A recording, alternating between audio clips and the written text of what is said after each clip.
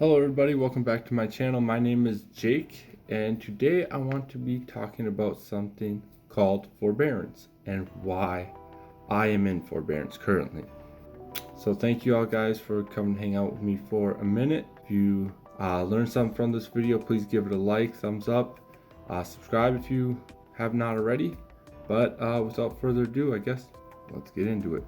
Alright guys, let's first start off by defining what is forbearance on a loan. Forbearance is when your mortgage servicer or lender allows you to temporarily pay your mortgage at a lower payment or pause paying your mortgage, which is what I did. You will have to pay the payment reduction or the pause payment back later, which is true. You will have to repay any missed or reduced payments. This is also true. Later on this video here guys, I want to go over a letter I was just sent today actually, that is actually full of misinformation, and I have broken it down for you about what exactly they are talking about by pause payments, reduced payments, and with the whole COVID-19 pandemic, how that differs in 2020 here.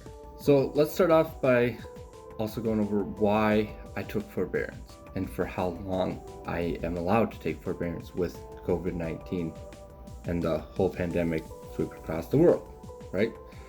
So why I took forbearance is because my pay personally was reduced at work, along with my work also laying off a large number of people, both voluntary and involuntarily. And now with everything kind of slowing down, at least in my area, they're bringing people back, but they're not even bringing back all the people that they laid off. And we still, as of today, have not got our pay back from where it should be. And number two is my wife works both at a bank and a yoga studio. And as you can imagine, both those hours were reduced and or cut entirely. At the bank, they only were allowing drive-through, so only so many people could work at a time. And at the yoga studio, they shut down pretty much completely. And we're in Wisconsin, who was one of the last states to actually accept the $600 unemployment boost. So she didn't even take it, which we could have got back paid for, and that's a whole nother video. But the way things were looking, we were fine.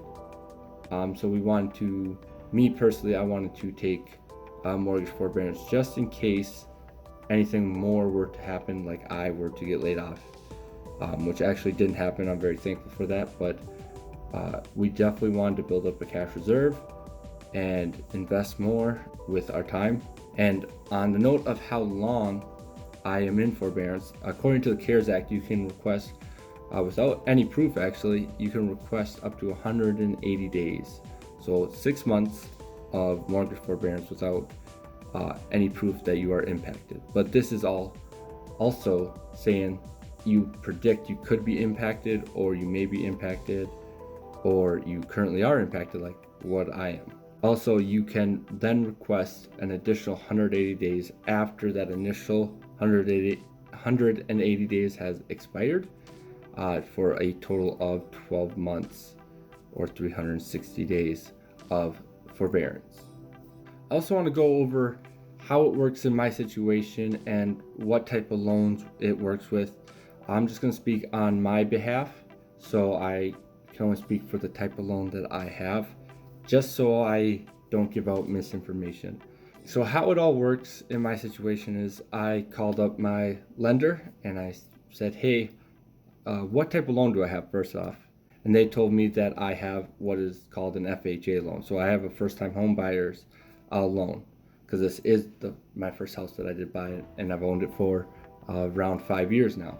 So how it works is they will stop your payments almost immediately. So if you need it now, they will end your payments immediately. You can be put into forbearance.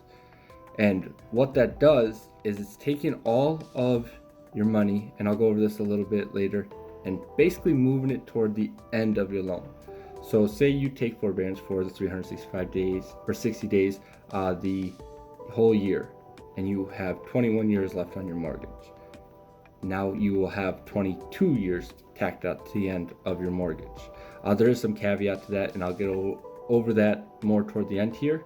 I just wanted to specify how it works in my personal situation.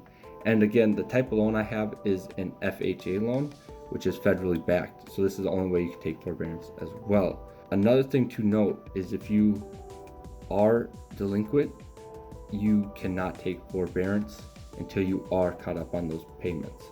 And then you can take forbearance and you save that money in the long run, but you do need to be caught up to your current payment. So here is the letter that I received from my lender here. It is full of misinformation that I've highlighted here that I'll go over with you guys. I did black out some spots that were just about how much I'm behind, some information about what this loan is and whatnot. So I just blocked out a little bit of information here, but it's nothing that significant. It's just how much I owe basically. So orange is something that they're kind of a threat. Green is something that they're actually trying to maybe help you with, and then yellow is just a heads up, and then pink here is something that is incorrect altogether. So let's start out with this. As of the date of the statement, which I received today, you are 47 days delinquent on your account. So delinquent means I am behind, that I am late on my payment, and they're saying 47 days. This is how long I've been in forbearance. I am not delinquent. I have personally called them. I have a recorded phone call that I was thinking about adding to this, but the gentleman was so nice and he helped me out with all of this information too, that I'm not even going to worry about it unless you guys request that as well, but that's for a later date if need be. And then it says, failure to bring your loan current may result in fees, the acceleration of your repayment term, or request for repayment of your balance in full, or the possibility of loss of your home through foreclosure. This is also them telling you incorrect information and threatening you in my situation, I guess I should say, because they cannot foreclose on me when I am in forbearance due to the CARES Act and COVID-19. The total amount due is blank as of the date of this statement. So they're saying that I need to pay this money as of today, which is incorrect as well. And I'll go over this. This amount you need to pay in order to bring your account current. So they're saying I need to bring my account current ASAP, which is again incorrect. You get the 180 days. As of the date, this statement, I should have blacked that out. Wells Fargo is who it is, has not made, as of this date of the statement, Wells Fargo, who is my lender, has not made the first notice. As of the date of this statement, Wells Fargo has not made the first notice or filing required by applicable law for the foreclosure process. So they have not started it, but that's basically them saying, hey, just heads up, we could. So it's kind of, in my opinion, a threat, which is also incorrect because they cannot. This is where they try to appear to be helpful here. Our records indicate that you are currently participating in mortgage assistance programs, aka mortgage forbearance, which they do not like because they have to front the first 4 months of this as well, guys. I should have mentioned that. So they tried to get you to go to these other websites that will basically get you off of their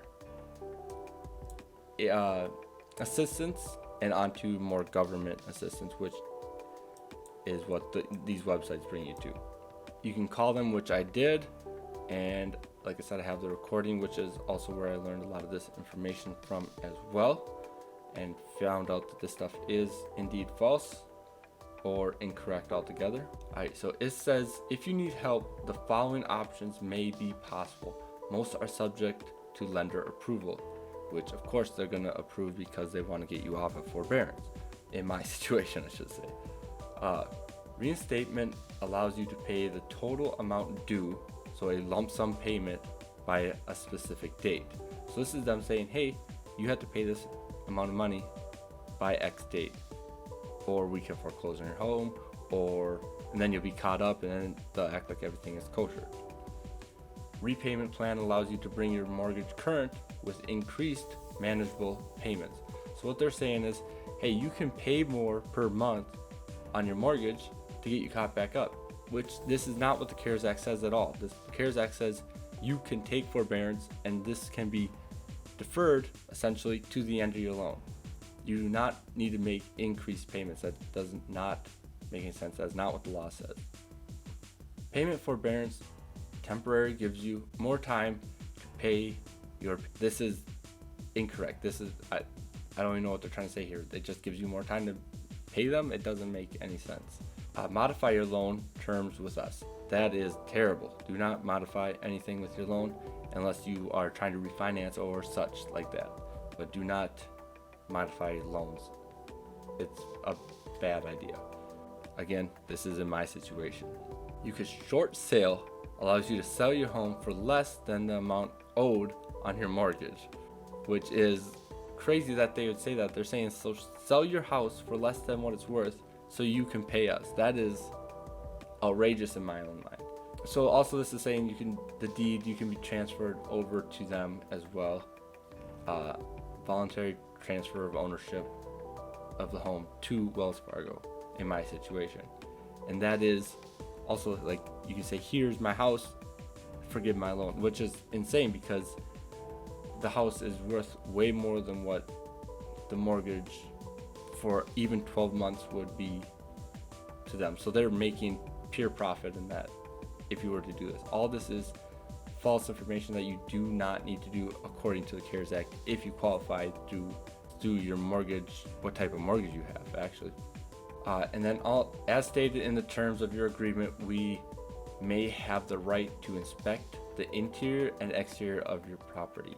This is, they say, so to see if it's abandoned, if everything's okay with your property, your lawn's cut, all that, and it's prepared for winter. This is also false. They do not have the right to come into your house just because you are in forbearance. They don't have the right to come inspect the exterior, the interior, none of it. If someone comes up to your house and asks, hey, I need to get into your house to inspect it, that you can turn them away. There is no grounds for them to be able to come into your house just because you are on forbearance and inspect it. That is entirely false. So that paper right there, guys, is what made me want to make this video. It kind of felt like a threat and just misinformation altogether. So another thing I didn't mention with that paperwork is there was another one. If you saw at the top, it says page 1 and 2. That's actually my statement, the first one. So I didn't show that.